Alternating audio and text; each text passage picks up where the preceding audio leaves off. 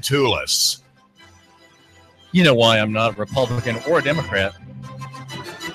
I am a classical liberal, which means that I don't fit the mold because my defense, my argument, the thing for which I stand, the world for which I stand and for which I fight here on our multimedia radio platform and in print is the free market. The free market, which is defended by people who, in a way, disregard the parties and disregard the labels of left and right and conservative and liberal, because those labels are fighting terms in a way, and they're not really showing the real issue. I think if you say you're a conservative, well, I would argue perhaps that we have too much of conservatives, right? We're tired of conservatives.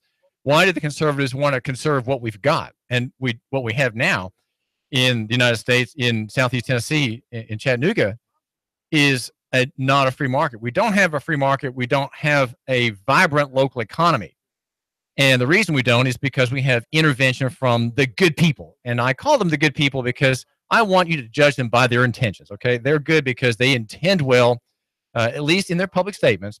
And they want their cartels to look good, to sound charitable, to sound earnest, to appear as though they really care for your child, they really care for your welfare, they earnestly want you to have savings for retirement, and so on and so on. And yet all the things that they're proposing at every turn are decapitalizing of you. They decapitalize your ideas, they decapitalize you financially, and they make you part of their system. You are a part of a system that you I think see sometimes, but often you just can't see it. And that's my job, is to kind of put that system in view now and then, and make you dream of alternatives, because you're not going to be able to get them now, even if you agree with everything I say and take violent action to bring about in your personal life the things that I favor.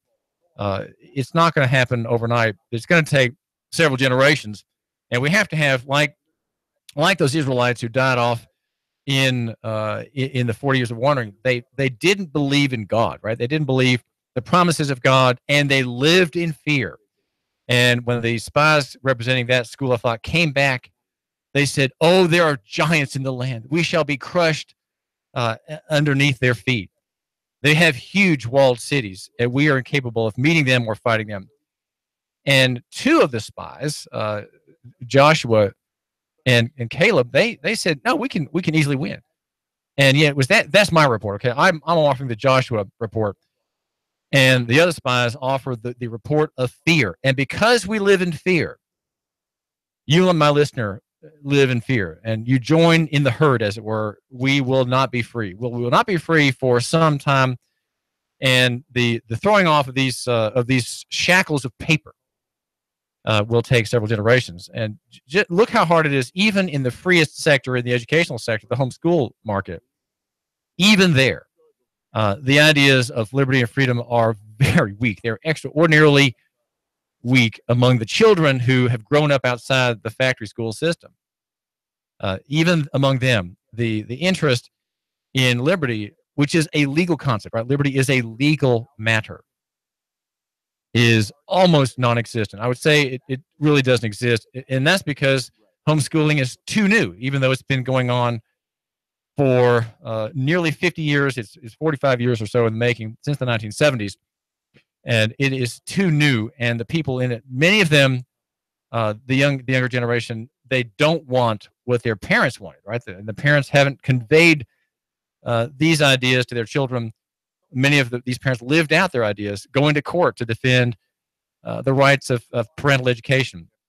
They, in the end, did not teach their children to love these ideas and the undergirding principles, which I would say, in a nutshell, are God's grace, A, and God's law, B. Those two principles in Christianity make a man fight for his freedom, make a man become a belligerent claimant in person, like Carol Gaddy has been in Dunlap. She's an example of what I'm talking about. But the new generation doesn't have that. So we're generations out. However, there are cataclysmic events. There are disasters that happen. That some of these disasters can speed up the process. They are You could say that they're divine interruptions, but many of them are just natural interruptions. They're consequences of decades of misgovernment, of malgovernment, and those are consequences which will collapse the system in large moment in large events that, of course, have their limited scope, but they nonetheless are preparatory to freedom on the other side. Now, I look in shorthand form this collapse ahead, and I again, for shorthand purposes, for our benefit, just to get things, keep things moving here on the program, call that an economic collapse. And we are at 800-8949, 800-8949. Do you want to have more county taxes? That's my question for you. If you want to give me a call. Again, the number is 800-8949. You can get right on the air with me, David Tulis, and more about the school system. Okay, because the Hamilton County board, the county commission, does not believe in you, and because it believes, you might say, fables from the past 150 years, it will not give you a 50% tax cut. It will not do that. Okay, it will not do that. And in fact, as we are chatting now, as you're listening now here, as you're passing through town or about business, and can give me a couple minutes of your time, I do thank you, by the way. It is voting or hearing arguments to vote for and support and endorse a tax increase of at least $100 million. A large piece of that will be going to the state factory school that employs 6,300 specialists, all state employees, and has inmate 43,600 according to the 2016 Comprehensive Annual Financial Report of county government, which includes the separate corporation in its numbers of the separate corporation of the county school system. And I'm proposing that if there were a tax cut, there would be a cut in the tax outlay. It's not quite that way because the county gives half of its budget, about 49% of its budget, to the schools. And the school system itself, though, has money from uncle. It's spendthrift uncle who doesn't mind that the school system is imbibing and engaging in illicit activities on the side, right? The careless uncle who just wants his nephews and nieces to have a good time. That's the uncle in Washington, and of course, in one hand he allows very heterodox beliefs to be formed among these young people, but he has a strict accounting at every point, especially touching on racial, sexual ideas that he wants to be borne out among the people in the hinterlands. That would be your children here in Hamilton County, and also you're supposed to have these same ideas. The school system has had in the past year an enrollment increase of about 350 students, and it's a giant corporation, of course, and it's so big that as I made note on page A41 of the CAFR, the system paid $14.5 million into its legacy retirement system for schools. It has a legacy retirement system, but it's also involved in TACRS, the Tennessee Consolidated Retirement System, which is, by the way, a sovereign wealth fund. It's a gigantic mutual fund owned and run by the state of Tennessee. I would say apart from statutory authority, but nonetheless, there it is, and it's bigger than the state itself. Okay, financially worth more than the state itself, under the guise of having retirement for thousands and thousands of dollars, the state payroll. Almost every Tom, Dick, and Harry in the state is in this system, paying in and getting benefits out after drying up and withering at age 65 and getting out of the school employment business. The county has a lot of debt. It has a total of $285 million in debt, and about 61% of that is in favor of the SCOOs, the county SCOOs, which are getting voted on this morning. I think there's a vote this morning. There's no reason to think that there won't be an actual vote on this tax increase proposed by Jim Coppinger, the county mayor. And I would say, Jim Coppinger, from his perspective, always means well. These officials always mean well. They want what's best for you. The Tea Party is proposing no. It says no. It's always fighting the tax increases. The grounds are though seems to be, to me, somewhat limited. Not the argument is not for local economy, the free market, so much as a principle, as a concept, but rather, well, if we raise taxes, then poor widows, poor solitary senior citizens, such as a woman interviewed by TV9, apparently presented to her by Bill Reeser, the Tea Party activist who's quoted in the story, Velda Friedel, right? Velda Friedel, a senior citizen on a fixed income, right? She doesn't want to pay more in taxes, though she would like there to be more money for county schools. I think people who say things like that they just have to forgive them. They just haven't thought very much about it. Just overlook the slight. Don't make a big deal out of it. Just say, well, that's just what people say, okay? And it's not. They're not speaking here really in the realm of ideas. They're just speaking in context of what we know. Right, here's what we know, and I'm on a fixed income, and I really don't want to pay more.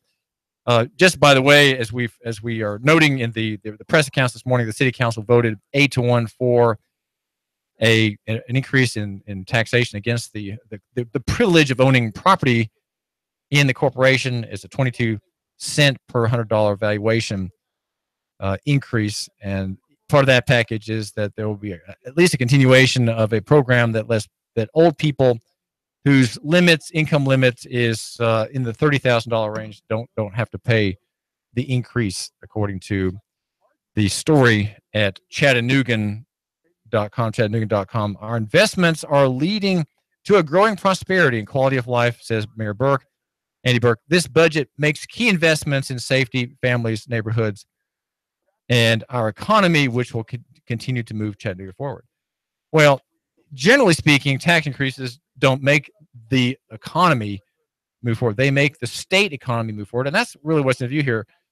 You are not the state, right? When we talk about the national debt, we owe it to ourselves. Well, no, really, we don't. Okay, we don't owe it to ourselves. We owe it to the bondholders, who are investors who buy bonds and want to make a profit on the debt. They're counting.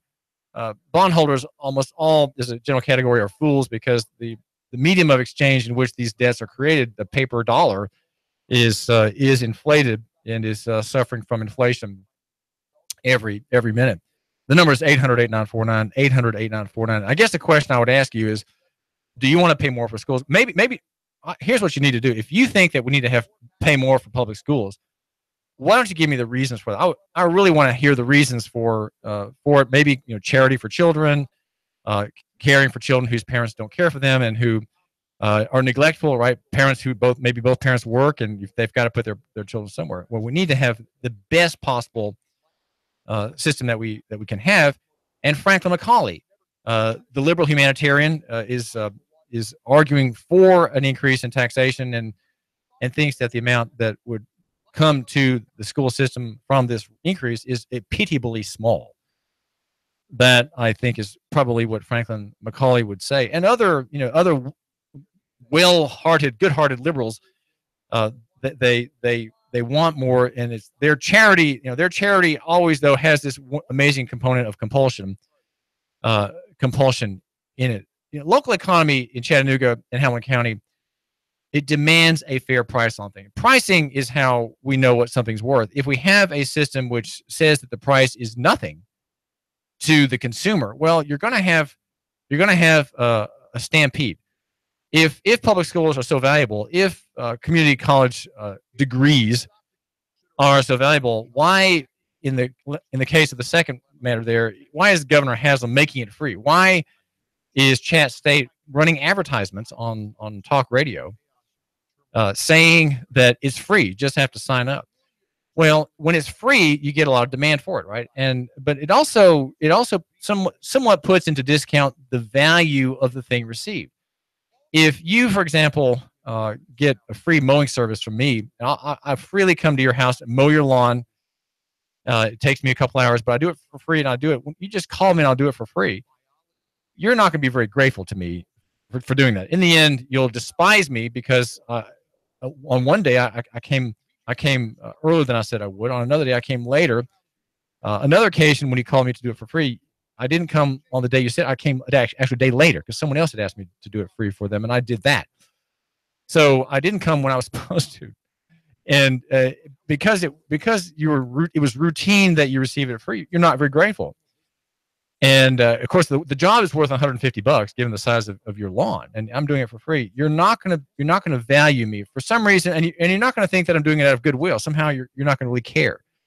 In the end, what you get, and it's carelessly received and not thankfully received. And somehow you think that it doesn't cost me anything to do it. Well, maybe it doesn't, but when things are free, we don't prize them and we don't value them, and we get particular, we get picky about them, and we make complaints, right? We're complaining about public schools being ineffective. Well, why do we do that? Why does anybody complain about failing schools? How could anybody say that a school is failing if it's free? I mean, if it's free, who's to say that it's a failure? If it's free and you don't have to pay for it, why would you be complaining about the quality of the teachers? That you just kind of wonder what people expect. They become inhospitable. They become uncharitable. They're ungracious. That Hamilton County people would complain about our low level schools all around, and then we have the very basket case schools that State Representative Joanna Favors is concerned about. And of course, I'm concerned too about those schools, right? I am too. It's not that I don't care about them. It's just that the remedy is not more of the same. The remedy is making people who are involved in that system and making the people who pay for it say, we just can't afford these inefficiencies. Let's cut the budget in half. But I'm talking theoretically here. I'm not really dreaming that it'll happen. And of course, I don't think that writing an article about it today at Nooganomics.com will change anything. It doesn't change anything. There is going to be a demand for more spending.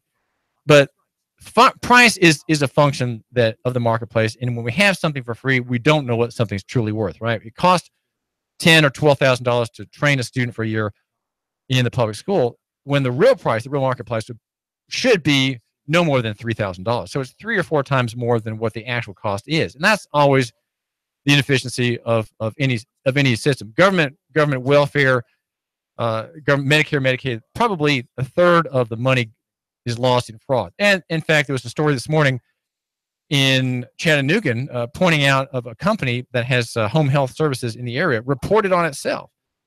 And this self-reporting, this self-auditing, and letting the government know that we think there may be some erroneous billing here over the course of a decade.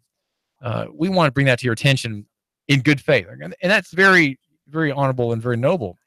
As Chattanooga.com tells the story, it's home health entities is paying $1.8 million for improper Medicare billing, but the marketplace as a whole is rife with fraud. It's just rife with whole industries which rise with each new thing that the government now will pay for, whether it's step training devices or CPAP machines, whatever else the government will pay for it. Suddenly have whole industries that rush in and provide that service. And of course you have people then kind of finagle their way to get the service, to get the assignment, to get the contract to sell hundreds of these units, whatever they are. In a free market, you have fair pricing, and I want to mention the idea of the price gouging statute again, because that is a statute which is simply evil. It's simply evil. Tennessee joined the bandwagon, I think, in the 1990s to pass a statute that says if you raise the price of gas or water or other essentials during a disaster, in a time that is just before a disaster or during a time of declared disaster or emergency, you can be prosecuted criminally as a gangster, right? You're a gangster and a crook and a wicked person. You're an evildoer and a malefactor if you raise the price of a case of water from, say, when I bought water yesterday at Aldi for the radio station for our guests, little bottles of water about the size of a hand grenade.